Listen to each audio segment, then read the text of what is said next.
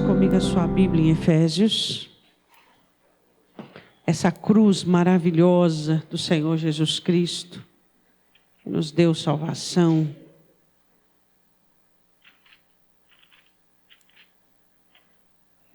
Hoje nós vamos falar de uma armadura forjada na cruz.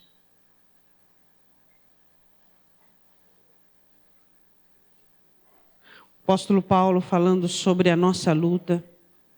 Efésios, capítulo 6, versículo de número 10. Paulo falando sobre a nossa batalha espiritual, nossa luta, nosso combate. Ele coloca diante de nós uma saída. E explicando para nós, item por item, sobre essa situação. Primeiro ele diz, irmãos, acima de tudo, no demais, vamos deixar isso aí, ele diz, fortalecei-vos no Senhor e na força do seu poder. Revesti-vos de toda a armadura de Deus, para que possais estar firmes contra as astutas ciladas do diabo. Porque não temos que lutar contra a carne e o sangue, mas sim contra os principados, contra as potestades, contra os príncipes das trevas deste século, contra as hostes espirituais da maldade nos lugares celestiais. Portanto, tomai toda a armadura de Deus, para que possais resistir no dia mau, e havendo feito tudo, ficar firmes. Estai, pois, firmes, tendo cingido os vossos lombos com a verdade, vestida a couraça da justiça, calçados os pés na preparação do evangelho da paz, tomando sobretudo o escudo da fé, com o qual podereis apagar todos os dardos inflamados do maligno. Tomai também o capacete da salvação e a espada do Espírito, que é a palavra de Deus, orando em todo o tempo, com toda oração e súplica no Espírito, e vigiando nisto com toda perseverança e súplica por todos os santos. Podemos assentar.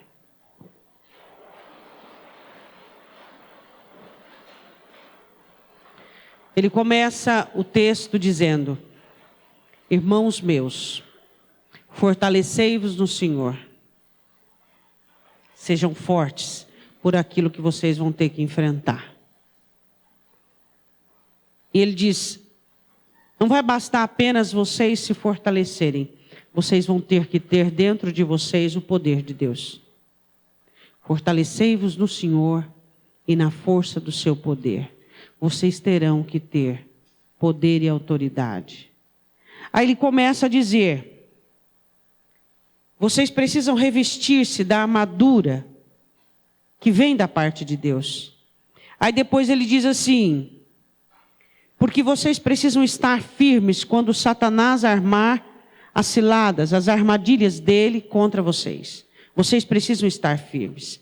Depois ele diz assim, porque vocês precisam ser conscientes que vocês vão ter que lutar com seres espirituais. Vocês não vão lutar contra seres humanos. A luta de vocês é contra seres espirituais. E ele diz, contra principados, contra regiões que Satanás governa, contra potestades, ele diz, contra demônios que têm algum tipo de poder, príncipes das trevas, hostes, um pequeno regimento da maldade, e ele diz assim, e é nos lugares celestiais.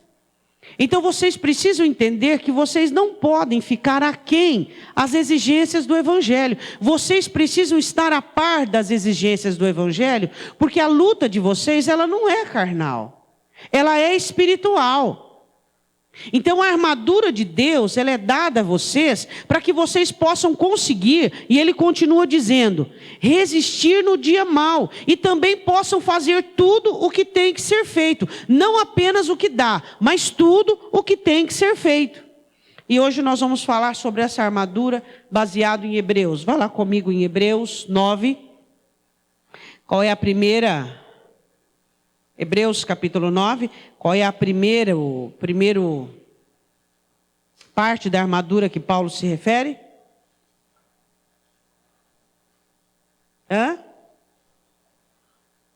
O soldado, ele, antes de qualquer peça e qualquer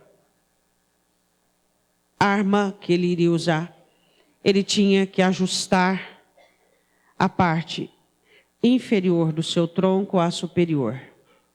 Então ele tinha que fazer ligar essas partes, porque eles agiam com lança, eles usavam muito o corpo e usavam muito a flexibilidade do corpo. Então eles tinham que passar uma faixa bem grossa para ligar essa parte lombar com essa parte de baixo, para que aqui houvesse um ajuste e houvesse uma situação adequada onde essas duas partes pudessem contribuir com o movimento. Então era chamado cinturão, que passava por aqui, pelos lombos, enfaixava os lombos, a parte de cima, na parte do tronco de baixo. Para que isso? Para que eles tivessem mobilidade. Para que eles pudessem estar tão firmes em todos os movimentos, que todo o corpo trabalharia em função daquele movimento. Só existe uma maneira de você conseguir essa unidade na sua vida, onde toda a sua vida trabalha em favor da sua história. A verdade. Às vezes você, com a sua mente, quer uma coisa boa para você, mas com o seu coração você faz outra. Às vezes, com a sua mente, você quer contribuir, você quer fazer algo que vá funcionar, que vá ser funcional, que vai dar certo, mas o seu coração te trai e você faz outro. Você fica dividido. Aqui você diz sim, aqui você diz não. Aqui você diz não, aqui você diz sim. Então você se pega sem essa necessidade integral. Porque na verdade o que eu e você deveríamos analisar, se realmente nós estamos de acordo com aquilo que nós buscamos para nós. Se eu quero o melhor para mim e eu faço o que dá, não vou receber o melhor. Eu só recebo o melhor se eu faço tudo e mais um pouco. Fortalecei-vos no Senhor e na força do seu poder. Como é que eu posso querer que a minha vida dê certo, se parte de mim contribui para que ela dê errado? Porque os outros não são culpados que coisas na minha vida deram errado. Não. Eles podem sim ter tido uma participação, mas muito pequena, diante da minha omissão, diante do meu equívoco, diante do meu engano.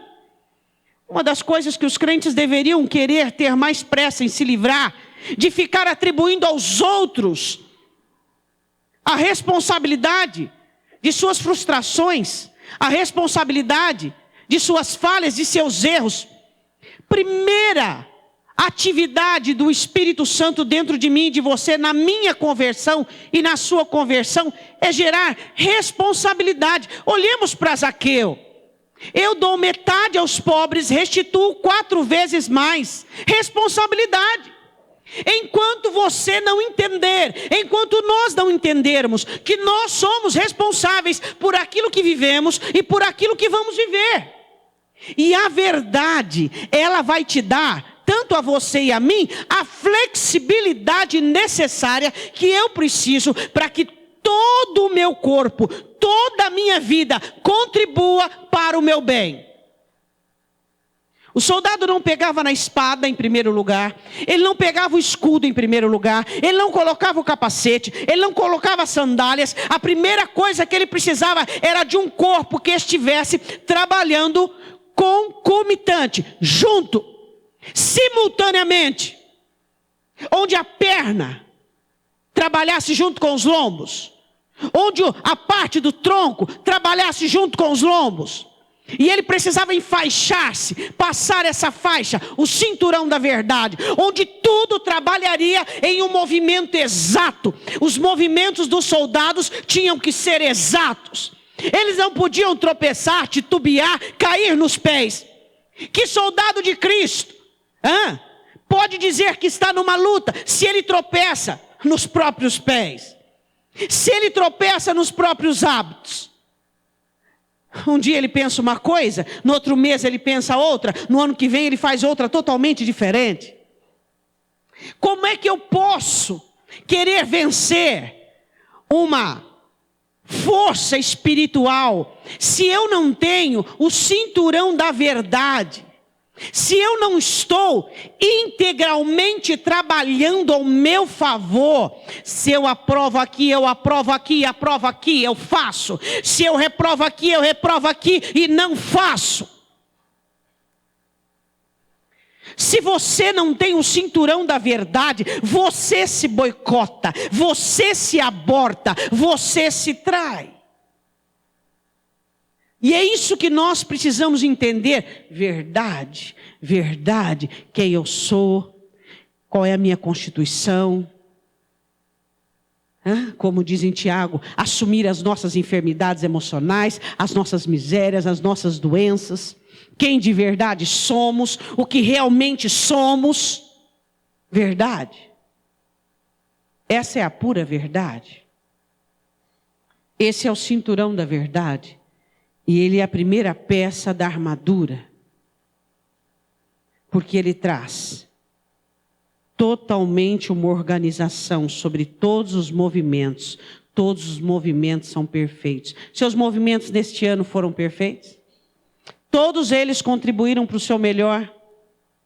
Todos eles estiveram de acordo com o seu melhor, estiveram de acordo, contribuindo assiduamente para a sua vida espiritual, emocional, financeira, familiar, de uma maneira crescente? A Bíblia diz assim em Hebreus 9, versículo de número 11. Vamos falar agora sobre o cinturão da verdade. Eu sempre digo uma coisa, eu quero dizer uma coisa para você. A verdade é tudo que você tem. Você pode não ter dinheiro, você pode não ter família, você pode não ter onde reclinar a cabeça, mas se você tiver a verdade, você está feito. Você está aprovado. Que a verdade é tudo que você tem. A verdade é tudo que nós temos. Hebreus capítulo 9, versículo 11. Mas vindo Cristo, sumo sacerdote dos bens futuros, por um maior e mais perfeito tabernáculo, não feito por mãos, isto é, não desta criação, nem por sangue de bodes e bezerros, mas por seu próprio sangue, entrou uma vez no santuário, havendo efetuado uma eterna redenção. Primeira verdade que eu quero falar, que faz parte do cinturão. Jesus morreu na cruz para fazer com que eu e você tivéssemos uma eterna redenção. Jesus morreu de verdade, para perdoar os seus pecados de verdade, para você não ser mais vencidos por Ele de verdade. Porque é muito fácil, né? Jesus morreu para perdoar os meus pecados. Então vamos pecar. Não é verdade? Vamos pecar. A graça compromete muito mais. Aí diz assim no 14: quanto mais o sangue de Cristo, que pelo Espírito eterno se ofereceu a si mesmo imaculado a Deus, purificará as vossas consciências das obras mortas, para servirdes ao Deus vivo. O sangue de Cristo, ele é poderoso para perdoar o meu e o seu pecado e para purificar a sua consciência, a sua memória daquilo que já foi. Daquilo que não deu resultado, daquilo que não funcionou. Que tal você enterrar o que não deu resultado? Seu jeito não funcionou. Sua maneira não deu certo. Enterra. Enterra. Acabou. Comece a viver segundo os padrões de Deus. Comece a viver segundo a vontade de Deus. Que mania tem o crente de persistir em algo que não dá certo, não funciona. Existem pessoas que não conseguem ser perseverantes na palavra, mas como são teimosos no seu jeito e na sua maneira. Você olha para o seu casamento do jeito que você tem conduzido, não dá certo. Você olha para a sua vida espiritual e da maneira que você tem conduzido, não tem dado certo. Enterra essa maneira, essas obras que já foram. Aqui Paulo fala dos sacrifícios de bodes, de touros, aquilo que não valia mais de nada. Tanta coisa que você está sacrificando, tanta coisa que você está fazendo que não serve mais para nada, a não ser para alimentar em você uma falsa esperança que não vai resultar em nada. Agora vai para onde? Para um buraco maior ainda? Essa é a grande pergunta, porque se não houver uma mudança dentro de mim e de você, verdadeira, uma mudança onde a verdade é rudimentada, onde nós olhamos para Cristo e dizemos: tu pagastes o preço para que eu fosse redimido, para que o pecado não mais imperasse na minha vida, para que eu não mais vivesse amarrado pelo pecado, para que eu não mais fosse vendido pelo preço do pecado. O Senhor morreu naquela cruz para que eu pudesse celebrar a minha redenção, para que eu não mais vivesse aquilo que foi, mas para que eu vivesse uma novidade de vida, para que eu entendesse que o Senhor morreu para que eu fosse uma nova criatura. Isso é a verdade. É porque Ele morreu. Versículo 24. Porque Cristo não entrou num santuário feito por mãos, figura do verdadeiro, porém no mesmo céu, para agora comparecer por nós perante a face de Deus. Jesus está diante do Pai por mim e por você. Ele foi o primeiro e nós vamos segui-lo. Versículo 27. E como aos homens está ordenado morrer uma vez, quer dizer que se eu morro uma vez, eu vivo uma vez só. Quantos anos você já viveu da sua vida? Você sabe quantos anos você ganhou de Deus? Todos nós ganhamos alguns dias de Deus. A Bíblia diz que Deus mede a nossa vida a palmos. Eu tenho só uma vida. E eu acho muito triste, sabe, quando você conversa com alguém no leito e a pessoa é consciente de que ela vai partir. E você ouve daquela pessoa palavras que entristecem qualquer coração. Sobre. É interessante, eu acho muito interessante, não sei se você já teve a oportunidade de conversar com pessoas que estão no leito de morte, mas ali parece que as escamas dos olhos parece que caem. Toda aquela pessoa que achava que era uma ótima mãe, um ótimo pai, um ótimo cônjuge, um ótimo servo de Deus, ali parece que tudo se desnuda. E a pessoa ela se depara com uma realidade, enxergando tudo. Eu acho isso maravilhoso. Mas essa ótica tardia poderia ser uma ótica há 20 anos antes, há 30 anos antes, não é verdade? E por que nós não podemos ter essa ótica agora sobre nós? Por que nós não podemos enxergar as coisas da maneira que elas são e não da maneira com que nós achamos que elas são?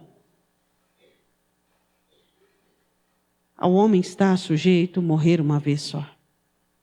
Por isso, você vive com qualidade? Você faz o melhor que você pode? De verdade? Você vive uma vida sem arrependimentos?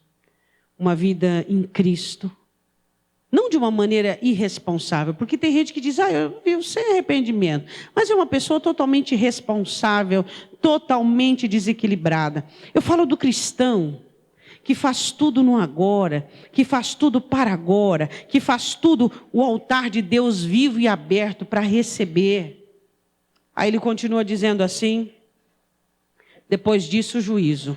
Essa é a grande verdade. Eu e você estaremos diante do Senhor no juízo, para darmos conta de tudo o que fizemos por meio do corpo, de tudo o que falamos, de tudo. Você vai ter que dar conta de tudo. Essa é a verdade. Vivermos com esse entendimento. Vivermos com essa verdade.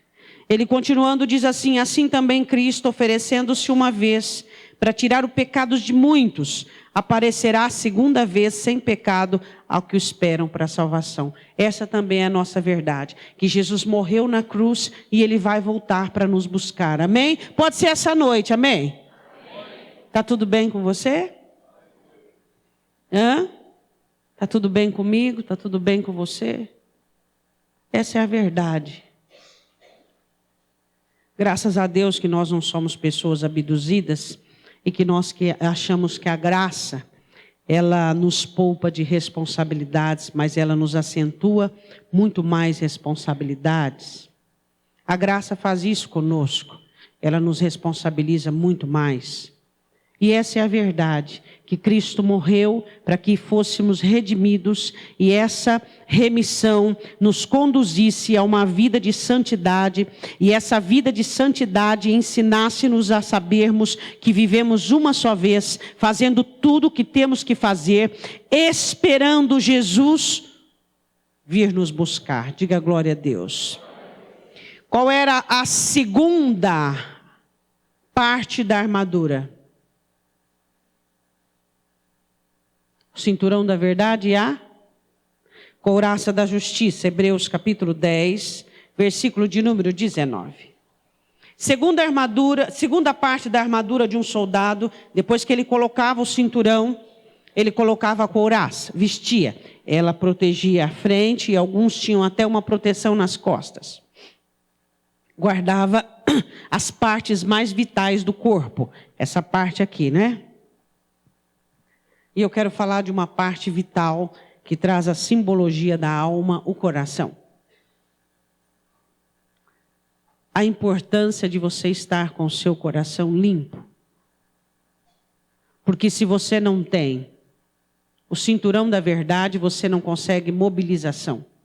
Você não consegue golpear. Se você não tem a couraça da justiça, você perde no primeiro golpe de Satanás. Porque o seu coração não é puro o suficiente. Eu acredito que um crente, o que ele mais celebra diante de Deus é a pureza do coração dele. Eu falo por mim.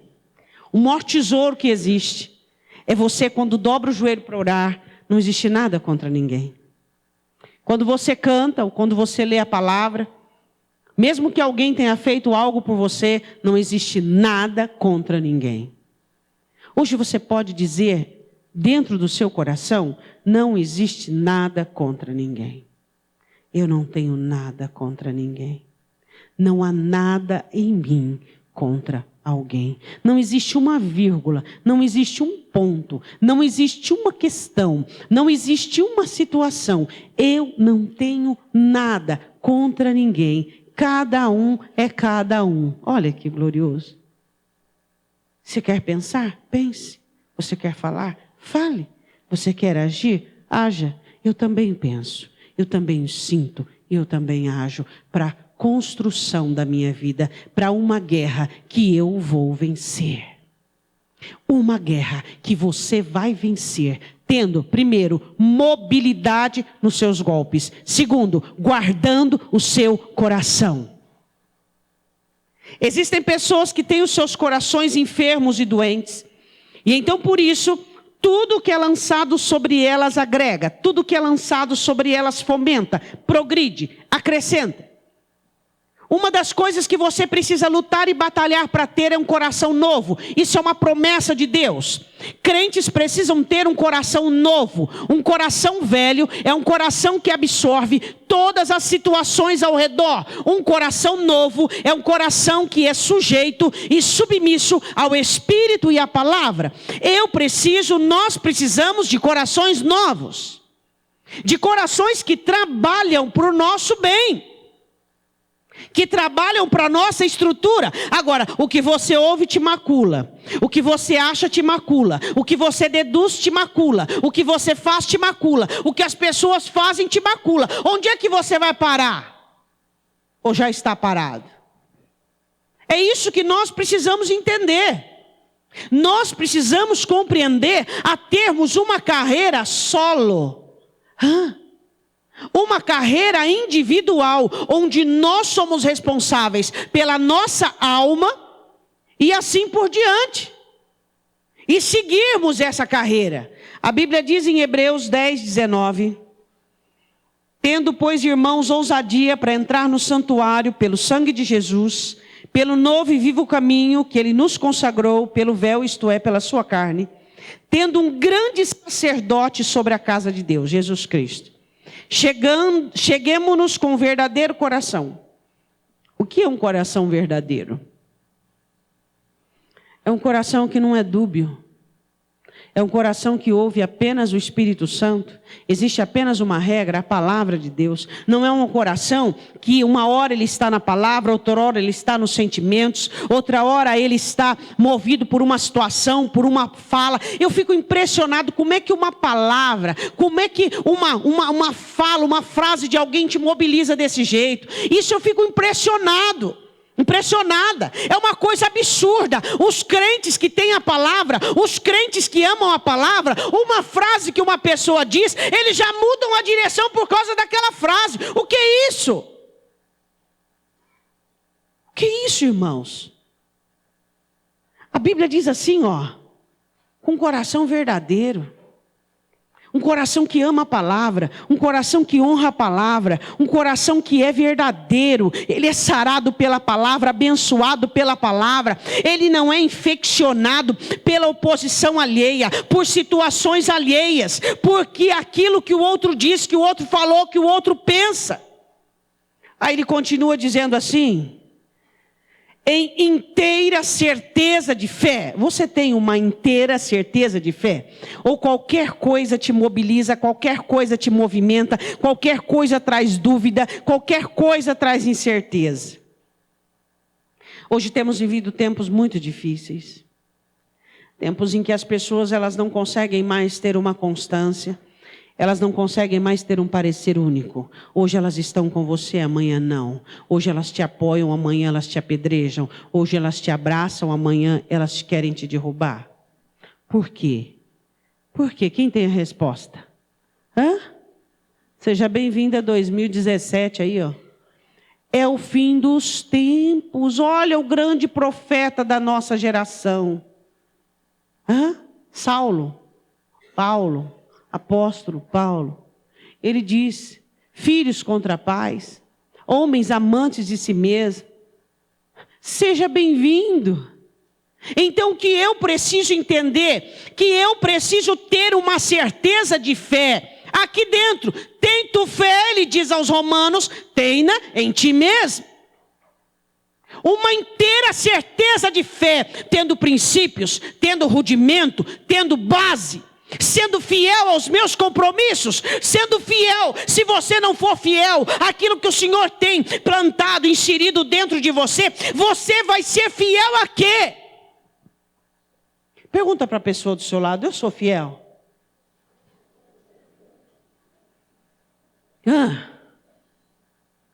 Se ela pudesse dizer a verdade. Fidelidade. Você já viu pessoas que não são fiéis serem fortes? Toda pessoa fiel é forte.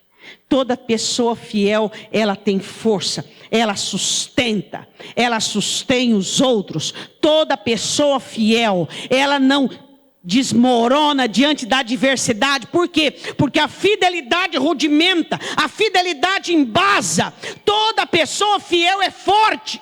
Por quê? Porque ele é fiel ao outro, ele é fiel a si mesmo. E fidelidade é força. Aí ele diz, tendo inteira certeza de fé. Ele diz inteira certeza, porque tem gente que tem metade. Hoje ele pensa, amanhã ele dispensa. Aí ele continua dizendo: e os tendo os corações purificados da má consciência, daquilo que foi, daquela consciência dúbia.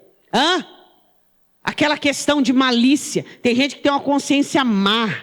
Aquela malícia, aquela situação. Ele olha para você, ele deduz o que você está pensando, o que você está fazendo. Parece um vidente.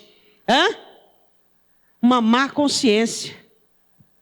Aí você olha e diz assim, não me julgue por você não, hein? Não me julgue por você não.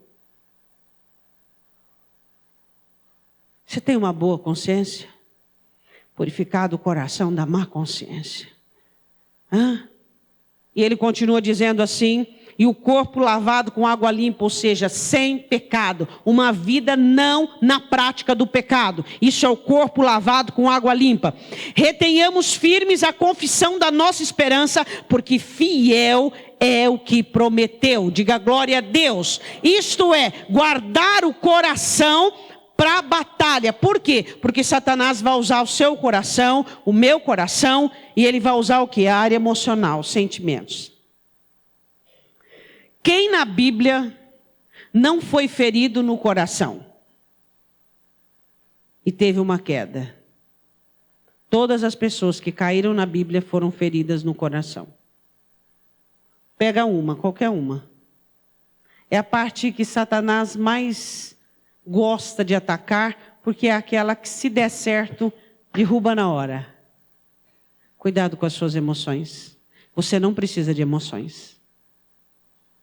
Você não precisa de emoções. Deus te deu capacidade de ter sentimentos. E esses sentimentos têm que ser saudáveis. Emoção é fomentação dos sentimentos.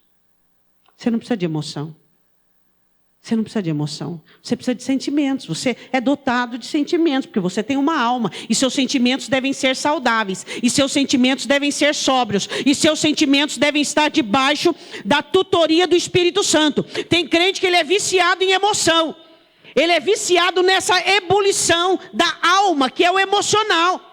Ele sempre tem que estar arrebatado por uma emoção. Ele sempre tem que estar embriagado por uma emoção. Nós precisamos ser sóbrios. A Bíblia manda com que nós sejamos sóbrios. Você não pode ser uma pessoa comovida emocionalmente. Você não precisa de emoções. Você tem sentimentos. Cuidado com as emoções. Cuidado com aquilo que te abala. Cuidado com aquilo que te quebranta. Cuidado, tem gente que é viciado. Ele só ouve música para se emocionar. Quando ele ouve uma música de adoração, ele ouve música para se emocionar. Quando ele quer ouvir alguma coisa, ele quer ouvir para se emocionar. Ele quer assistir, tudo é emoção. Ele é viciado em emoção. Cuidado com as emoções. Se você é dependente de emoções, elas vão enlaçar você, derrubar você, aprisionar você. Os nossos sentimentos devem ser sagrados, santos e abençoados pelo Espírito Santo, advindo de um coração curado, de um coração sem uma consciência ruim. Até seus sentimentos você deve analisá-los, e eles devem ser controlados pelo Espírito de Deus.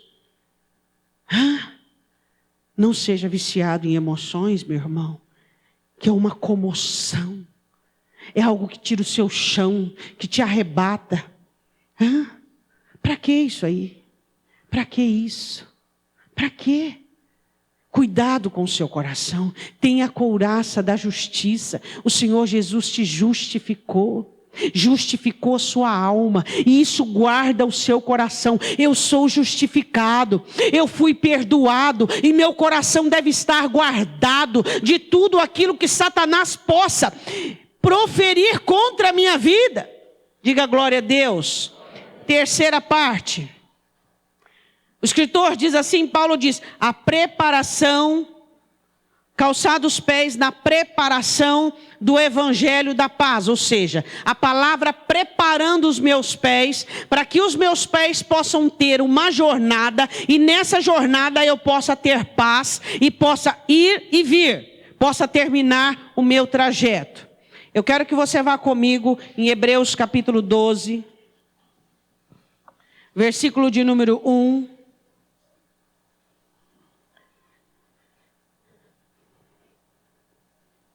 Quando você olha para trás e tudo aquilo que você andou na sua jornada, na sua vida, eu espero que a palavra tenha preparado os seus pés de tal maneira que você teve paz para ir.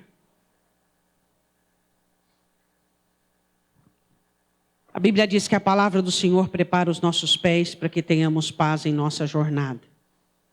Os nossos pés devem estar preparados. As sandálias dos soldados vinham até o joelho. Antes um pouquinho do joelho. Às vezes você pensa que aquelas sandálias, né, de couro embaixo e corda em cima, não. Era de metal. E ela vinha até antes do joelho. Por quê? Porque uma das estratégias grandiosas, não é verdade? Até mesmo o Senhor dá a Moisés essa estratégia. na guerra era colocar galhos e espinhos no lugar da invasão dos soldados, porque os galhos e espinhos poderiam atrapalhar. E por isso eles colocavam as suas sandálias até anterior ao joelho, porque aí não machucava. Eles podiam continuar. O Evangelho tem te preparado para você continuar? Os seus pés estão machucados? Sua jornada está boa? Você tem conseguido progredir? Você tem conseguido caminhar? Lembra? Você não estava com as sandálias do Evangelho? E então Satanás coloca alguns espinhos no seu caminho. E você tropeça neles e fere os seus pés. Então você parou. Parou de crescer espiritualmente. Parou de progredir. E você não enxerga que o que faltou foi as sandálias do Evangelho. Faltou o poder da palavra. Como é que vai continuar a jornada? Dependente de emoções, dependente de comoções, dependente do próprio coração, como é que pode caminhar? Como é que pode ter uma jornada sem o poder da palavra? Senhor, é certo? Não, então não faço. Senhor, é correto? Não, então eu não faço. Senhor, é para ir? Vou. Senhor, é para ir? Não, não vou. A minha e a sua jornada deve estar guardada pelas sandálias do Evangelho da Paz. Ele nos prepara para a jornada, prepara os nossos pés para a caminhada, para que não sejamos impedidos pelos espinhos e os abrolhos, que é a maldição dessa terra. Uma pessoa fez uma coisa para você e você simplesmente caiu ali e se embaraçou. O outro falou uma coisa, o outro fez aquilo. Os espinhos, a terra é cheia de espinhos, a terra é cheia de abrolhos. Só que se você estiver com os seus pés calçados e a parte dessa parte embaixo aqui, da sua panturrilha guardada, ninguém vai te impedir de caminhar. Então você diz, porque aquele me magoou, aquele feriu, aquele... Para com isso, faltou foi a palavra. Lembra do cinturão da verdade, seja verdadeiro. Faltou a palavra, faltou você estar com os seus pés, dar o passo, você deu o passo. Sem a palavra, deu errado. Deu errado, por quê? Porque não havia palavra para te sustentar. Porque quando a palavra de Deus nos sustenta em nossos passos, o passo é certo, é para diante, a jornada é certeira e a vitória é certa. Vamos parar de colocar culpa no inferno inteiro. Vamos parar de colocar culpa. Por quê? Porque Paulo fala sobre tudo que temos que enfrentar. Mas ele diz, não se desesperem. Fortalecei-vos no Senhor e na força do poder dEle. E revesti-vos de toda a armadura de Deus. O cinturão da verdade, a couraça da justiça, as sandálias do Evangelho da paz. Ele diz, vocês têm condições de lutar contra tudo isso e sair vitoriosos. Diga amém. Hebreus 12:1. Portanto, nós também, pois que estamos rodeados de uma tão grande nuvem de testemunhas, deixemos todo o embaraço. Olhe para o teu irmão e diga, deixa o embaraço. O que é que o escritor fala sobre embaraço? Coisinhas, questõezinhas, coisas que passou, coisas que foram. 2016 está acabando.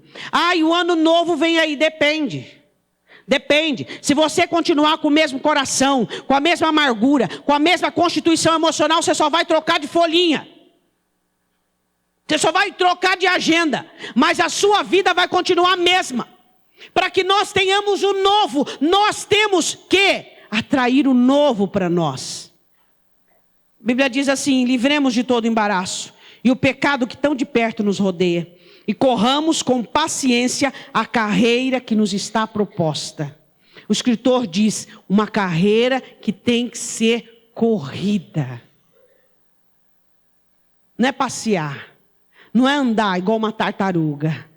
Vou ver se eu vou perdoar. Aí para 3, 4, 5 meses, dá outro passo. Eu vou ver se eu vou esquecer o passado. Eu vou ver se eu vou aceitar essa pessoa. Fica 6 meses parado. Eu vou dizer uma coisa para você, você não se ama.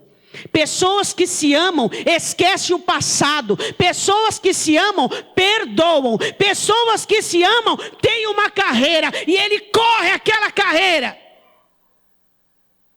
Pessoas que se amam têm consideração por si, pela própria história.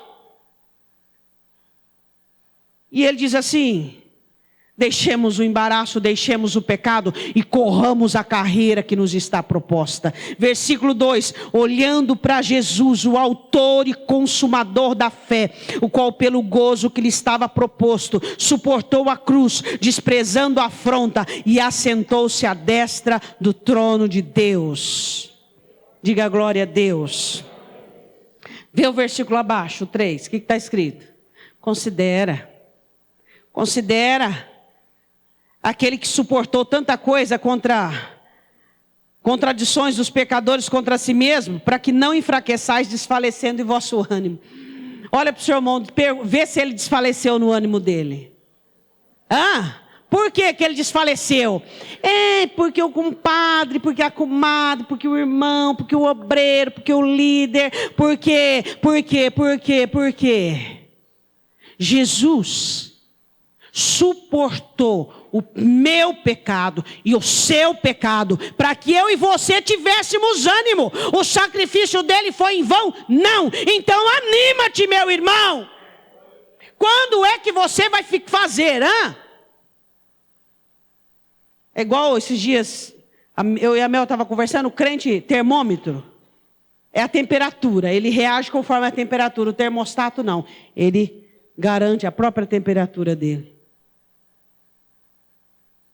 Peraí, Jesus suportou o que suportou para que você não enfraqueça no ânimo. E aí vem o marido, aí vem o cônjuge, aí vem o amigo, aí vem o filho, aí vem todo mundo, tem uma certa influência no seu ânimo. Aí você fica desanimado e prostrado. E aí você não precisa ser derrubado, porque você já está caído. Porque eu fico desanimado com essa situação. Quê? Quem é o dono do seu ânimo? Quem morreu para que você tivesse ânimo? Foi o Buda? Foi? Quem foi, mãe? Mestre chama? Não. Foi Jesus Cristo. Ele morreu para que eu e você tivéssemos ânimo. O meu ânimo tem um preço muito caro, o sangue de Cristo. Então, no mínimo, eu tenho que ter ânimo. Estou desanimado. E aí, tua vida espiritual? Estou desanimado. Por que você está dizendo? Por quê? Por quê? Você não tem orado, porque se você orasse, você teria ânimo. Uma das situações do desânimo é que não ora. Não ora, não tem ânimo mesmo. O ânimo vem desse fogo do altar, essa comunhão com o Espírito Santo. Não tem como você não ter ânimo. Não tem como. O Espírito fala, o Espírito incendeia, o Espírito levanta, o Espírito anima, o Espírito abre os olhos, o Espírito Santo mostra. É o fim, vamos lá, corredor, vamos lá, corredora, vamos lá, está no fim. Logo acaba. E não tem fulano, beltrano, ciclano, não tem. Tem Jesus. Diga glória a Deus. Você tem ânimo, meu irmão? Amém? Glória, eu também tenho ânimo. Eu sou uma pessoa animada. Eu gosto de ter ânimo. Ânimo é bom, ter ânimo é bom. É ou não é? Aí conforme você vai vivendo, você vai aprendendo a esquecer. Você vai aprendendo a tirar o olho. Não é? Você vai aprendendo a focar em Cristo, o autor e o consumador da fé. Por quê? Porque você, com as sandálias do Evangelho, você olha para quem? Caminhando em direção à carreira que está proposta. Quem é? Cristo. Você olha para Cristo. Não olha para ninguém, olha para Cristo. Não olha para ninguém, pelo amor de Deus, não olha para ninguém, olha para Jesus. Nunca vai faltar pessoas para te desanimar, tentar, né? Para te abater, para te abandonar, para te decepcionar, para te trair, para te ofender, para não te gostar. Você se gosta? Acabou. Você se gosta, se ama e Cristo te ama.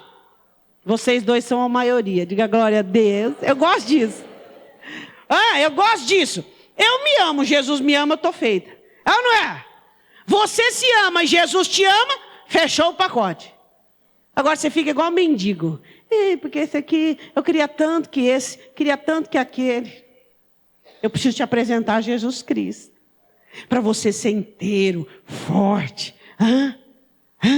Para você ter dentro de você uma fonte, para você ter o cinturão da verdade. Jesus morreu por minha causa, para minha redenção, para você ter a couraça da justiça. Meu coração tem que estar limpo de todas as infiltrações humanas, para você ter a sandália do evangelho da paz. Eu tenho uma jornada, eu tenho um caminho, eu não posso mais ficar parando porque esse e aquele. Mas e esse e aquele, pastora? Deus cuida. Cuida ou não cuida? Ele é ou não é soberano?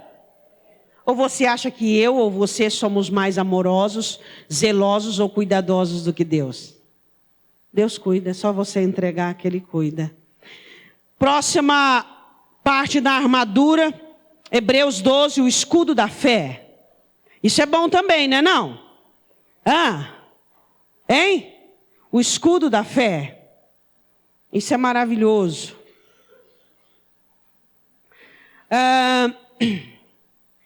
A palavra do Senhor diz assim, que a fé, ela é uma necessidade. A fé não é de todos, mas eu quero estar entre os poucos que tem fé. Hebreus 11,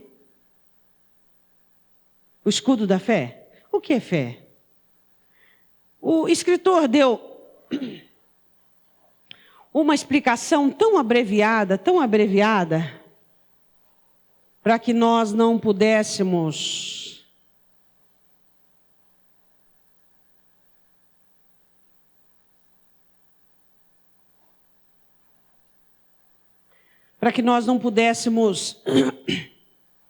complicar. E eu quero falar assim para você, ora, a fé é o firme fundamento das coisas que se esperam e a prova das coisas que não se veem. Porque por ela os antigos alcançaram testemunho. Aí ele diz assim no versículo 6, ora, sem fé é impossível agradar-lhe, porque é necessário que aquele que se aproxima de Deus creia que Ele existe e que é galardoador dos que o buscam. Diga glória a Deus. Eu quero ler um texto para você agora, que é muito interessante, em Hebreus 12, que você vai analisar que muitas pessoas têm perdido a fé por causa da amargura. A amargura, ela tira a graça. Você é alguém que quer ter fé?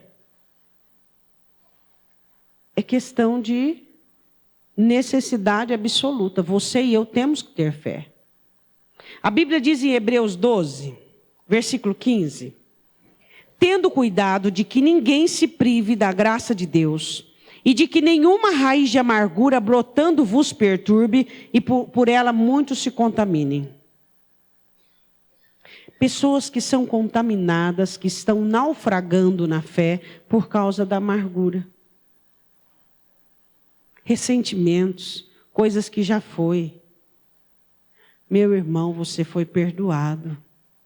Perdoar é seu dever. Você foi perdoado. Se você não perdoa, você tem um coração muito duro. Muito duro. Um coração de pedra. Sabe como é que Deus faz com os corações de pedra? Ele usa o martelo dele. Jeremias. Ninguém, versículo de número 16. Ninguém seja devasso ou profano como Esaú, que por uma refeição vendeu o seu direito de primogenitura. Porque bem sabeis que, querendo ele ainda depois herdar a bênção, foi rejeitado, porque não achou lugar de arrependimento, ainda que com lágrimas o buscou.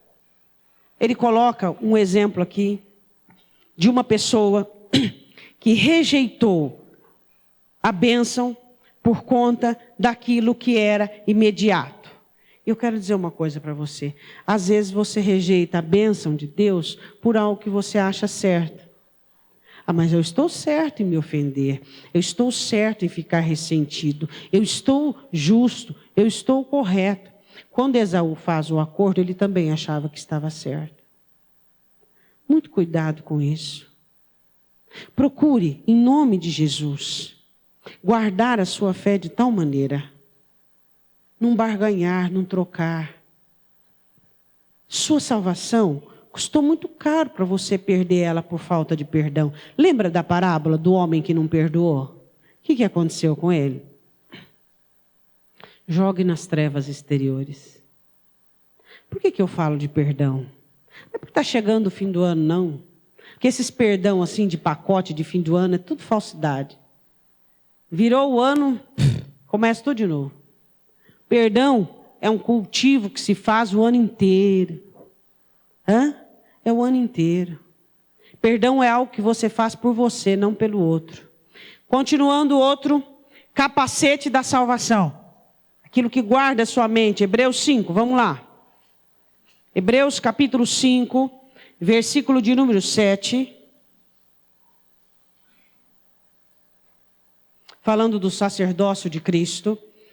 O qual nos dias da sua carne, oferecendo com grande clamor e lágrimas, orações e súplicas, ao que o podia livrar da morte, foi ouvido quanto ao que temia. Falando de Cristo, em sua dor, seu sofrimento, falando ao Pai para ser livre daquela condenação. Ainda que era filho, aprendeu a obediência por aquilo que padeceu.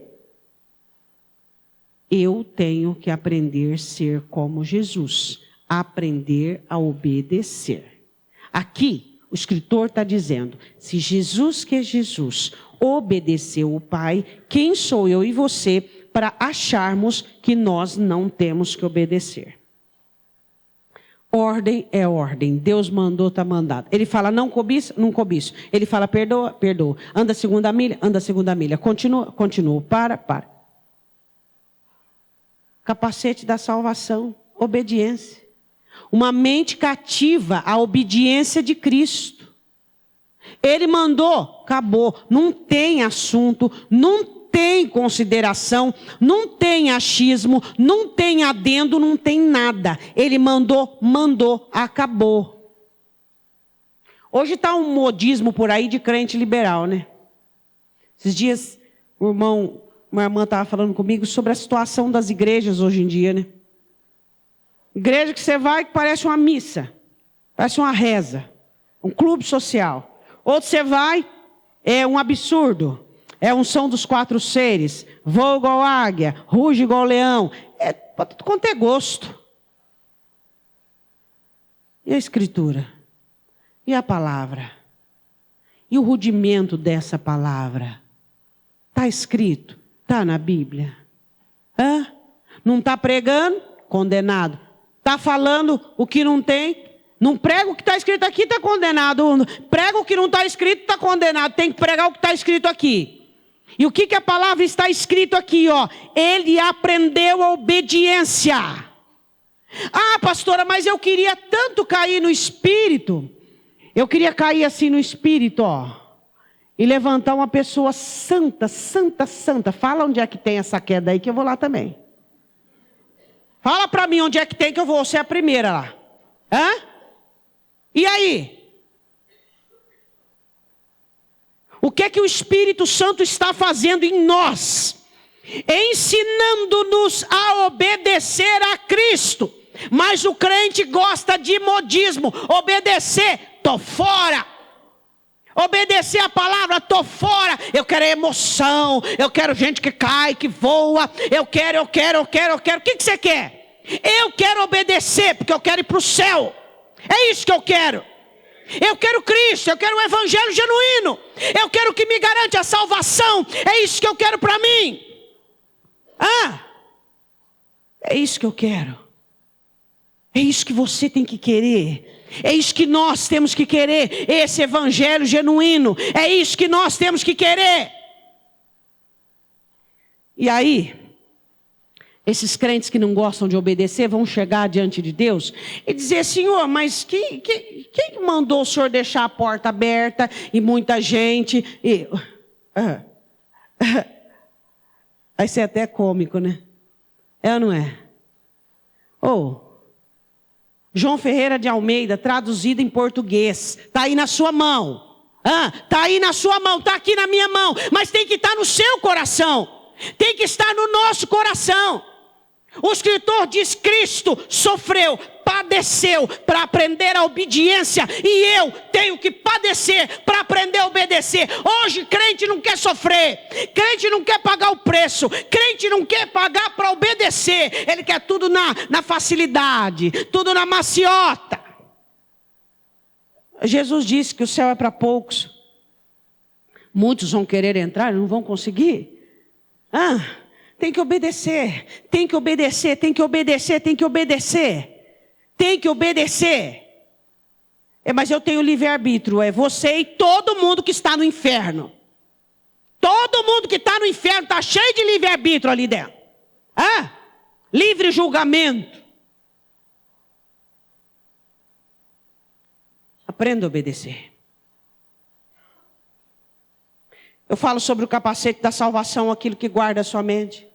Ai, pastor, a minha mente vive bombardeada por setas malignas, e eu luto. Para de lutar. Para de lutar contra pensamentos de Satanás, você não vai ganhar. Não adianta, você não vai ganhar. Para. Você tira 1, ele põe 10. Você tira 2, ele põe 20. O que você precisa é de uma mente cativa a Cristo. Uma mente cativa a Cristo. Ela rejeita, bate, tem o capacete, não entra. Não adianta você ficar resistindo aos pensamentos. Fica lutando. Não, eu pensei de novo. Eu pensei mal. Aí eu cobicei. Eu olhei para aquele. Eu pensei. Vive o dia inteiro naquele tormento. Chega à noite. Para de lutar. Você não vai conseguir nunca. Você tem que ter uma mente escrava, uma mente cativa, uma mente blindada pelo capacete da salvação, que é a obediência. Sua mente é escrava de Cristo. Ela está protegida. Então não tem como. Bate e volta, bate e volta. Versículo 9. E sendo ele consumado, veio a ser causa da eterna salvação para todos os que lhe... Jesus me salvou. Você obedece? Então tá. Não obedece? Opa! Sabe o que é? Obedeço em partes. Como assim obedece em partes? Olha aqui que a Bíblia, causa da eterna salvação para todos os que lhe obedecem. Só os que obedecem são salvos, só os salvos obedecem. Versículo 10, chamado por Deus sumo sacerdote, segundo a ordem de Melquisedeque, do qual muitos temos a dizer, de difícil interpretação, porquanto vos fizestes negligentes para ouvir. Porque devendo já, vocês não entenderam? Porque as coisas ele está falando. Por quê? Porque vocês têm dificuldade para ouvir. Ele diz, porque devendo já ser mestres pelo tempo, ainda necessitais de que vos torne a ensinar quais sejam os primeiros rudimentos, base, alicerce das palavras de Deus. E vos haveis feitos tais que necessitais de leite, não de sólido mantimento. Você já viu que tem crente, ele precisa de leitinho o resto da vida? Ele precisa se sentir bem no culto. Ele precisa de um sopro assim, ó. Ai, olha como eu senti bem essa canção. Olha. Crentes infantilizados. Sempre estão precisando de alguma coisa. O escritor diz assim, porque vocês têm dificuldade de aprender, dificuldade de ouvir. Vocês se tornaram de tal maneira a mente de vocês, que vocês retrocederam. Um bando de criança que não consegue amadurecer, não consegue ter atitudes amadurecidas. Tem gente que pensa que o evangelho é um spa. Ele vem para se sentir bem. Aí ele diz assim, versículo de número 13. Porque qualquer que ainda se alimenta de leite não está experimentado na palavra da justiça, porque é menino. Palavra daquilo que é correto, daquilo que é certo. Mas o mantimento sólido é para os perfeitos, os quais em razão do costume, sempre comendo, sempre alimentando, sempre degustando, tomando prazer, sempre querendo uma palavra forte, sempre querendo uma palavra salvífica, sempre querendo uma palavra que molda, que transforma. Diz o escritor, tem os sentidos exercitados para discernir tanto bem quanto mal. Por ser alimentados com o evangelho genuíno, ele olha e diz, isso é certo, isso é errado, isso é certo, isso é errado, isso é certo, isso é errado. Capacete da salvação. Isso vai me levar à perdição, isso vai me salvar, isso vai me ajudar, isso vai me levar à perdição. Esse pensamento não é correto, esse raciocínio, isso é engodo, isso é engano. Capacete da salvação. Por último, espada do Espírito, Hebreus 4, 12. A espada do Espírito Santo é a última arma da armadura, a última parte da armadura, porque ela vai nas mãos. Então vamos ver se nós nos lembramos. Primeiro vai o quê? O cinturão da... Para que vai o cinturão da verdade? Para mobilização. Para que todo o corpo do soldado trabalhe em conformidade com o quê? O golpe dele, com a ação dele. Então, quando eu e você temos a verdade, tudo em nós trabalha para um só objetivo. Segunda parte da armadura, qual é? Couraça do quê? Da justiça. Para quê? Para guardar os nossos órgãos vitais. Para guardar o nosso coração. Irmãos, tendo ousadia para entrar diante do trono da graça, tenhamos um inteiro coração. Um coração inteiro, uma inteira certeza de fé. E assim o nosso coração guardado. Terceira parte, qual é? Qual? As sandálias da preparação do evangelho. O que é? A palavra de Deus preparando os meus pés para a jornada. Quarto. Qual que é o quarto? Puxa. O escudo da fé. Agora o soldado já está equipado. Agora ele vem com as duas armas dele, que Deus deu. A fé e a espada. O escudo da fé. Glória a Deus. Aí o capacete da salvação e agora a espada do Espírito. Capítulo 4, versículo 12. Porque a palavra de Deus é viva e eficaz. Todos os dias que você lê-la, ela é nova, viva. Todos os dias que você ouvir, ela é nova e viva. E mais penetrante do que espada alguma de dois gumes. Uma espada é afiada, vai profundo, ela vai mais profundo ainda. Penetra a divisão da alma e do espírito, juntas e medulas. Pastora, explica aí esse negócio de junta. Não precisa. Você só precisa saber o que é que o escritor está dizendo. Que ela penetra para quê? Essa parte que é interessante, ó. E é apta para discernir os pensamentos e intenções do... Você está lá, é porque eu estou certo, é porque a coisa é assim, aí vem a palavra, separa o que é seu, o que é de Deus, e diz, ó, essa é a verdade. Ela discerne os pensamentos e os seus sentimentos. É a palavra que diz sobre você. A importância de você absorver a palavra da maneira adequada. Aí ele diz assim, intenções do coração. Intenções do coração. Quantas intenções do coração são camufladas? Só a palavra discerne. Ela vem e mostra. Faz uma coisa, o coração é enganoso, programando isso para aquilo, para aquilo, para aquilo, para aquilo. Aí a palavra vem e discerne. Ela mostra. Deus, eu sou assim, Deus, eu pensou. Deus, eu senti isso, sentiu. Deus, ela que nos interpreta. É ela quem diz quem somos nós. Não é a minha nem a sua conclusão. É ela quem diz ao invejoso quanto ele é invejoso, ao cobiçoso quanto ele é cobiçoso.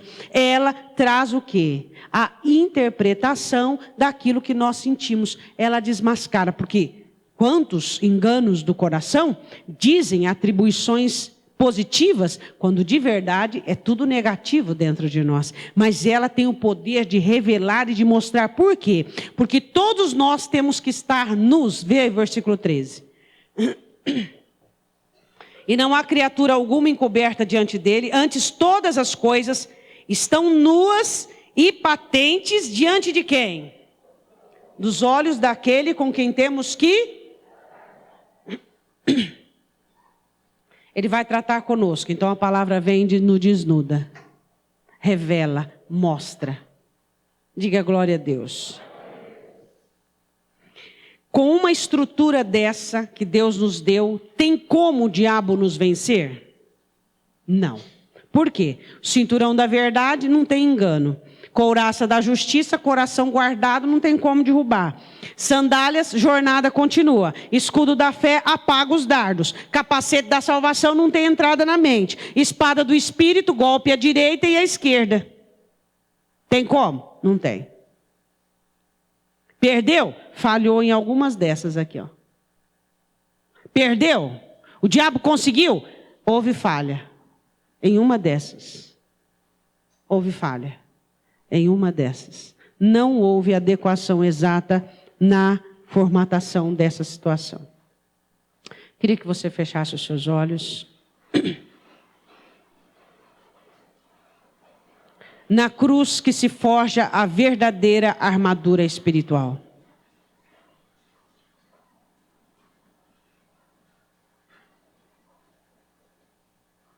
Quem sabe hoje você tem que começar pelo cinturão da verdade. Encarando as suas verdades. Será que é tão difícil nós enxergarmos as nossas verdades assim, irmãos? Será que é tão difícil nós reconhecermos o quanto temos sido falhos, o quanto temos mudado as coisas e visto as coisas da nossa maneira? Você tem o seu mundinho ou o universo de Deus? No seu mundinho as coisas funcionam da sua maneira, do seu jeito. Deus quer te apresentar o universo que Ele criou, onde Ele governa. Em nome de Jesus. Segunda parte dessa armadura é a couraça que guarda o seu coração. Quantas vezes o seu coração fermentado, o seu coração maculado por amargura, por ressentimento, por sentimentos que não pertencem ao Senhor. Quantas vezes os seus pés têm sofrido, sua jornada tem sofrido porque você tem feito coisa fora da palavra. Olha se você tem obedecido a palavra. O próprio salmista já dizia: lâmpada para os meus pés é a tua palavra e luz para os meus caminhos. Quanta coisa neste ano você fez sem a orientação da palavra. O escudo da fé. O escudo da fé, onde você pode apagar os dardos inflamados do maligno. O capacete da salvação, onde a sua mente é serva de Cristo, onde os seus pensamentos são escravos de Cristo. A espada do Espírito, que é a palavra de Deus. Hoje nós temos visto muitas situações. Nós estamos no fim. Glória a Deus por isso. Quando o Senhor Jesus fala sobre o fim, Ele fala para que Israel olhe para a videira. Quando eu e você olhamos para a palavra, Jesus nos diz: olha para a igreja. Paulo disse que o fim seria visto dentro da igreja. Olha para as cartas de Paulo. Olha para os dias de hoje. A falta de fé, heresias, homens amantes de si mesmos. Olha quanta heresia hoje. A heresia tem tomado conta do meio evangélico. Por que você acha que hoje o cristianismo cresceu tanto? E as igrejas estão tão lotadas? Por quê? Porque um evangelho barato. Um evangelho que compra gente barata.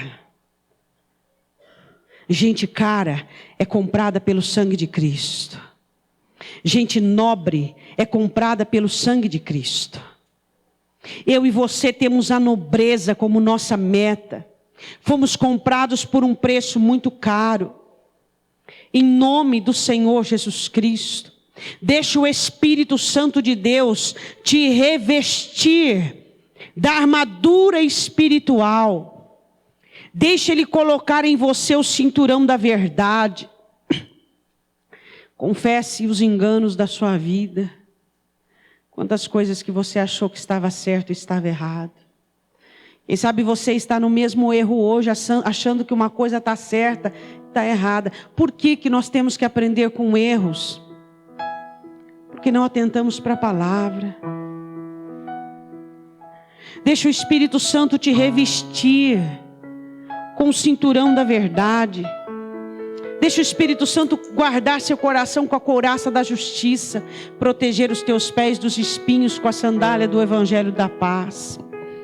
Deixa o Espírito Santo colocar na sua mão o escudo da fé.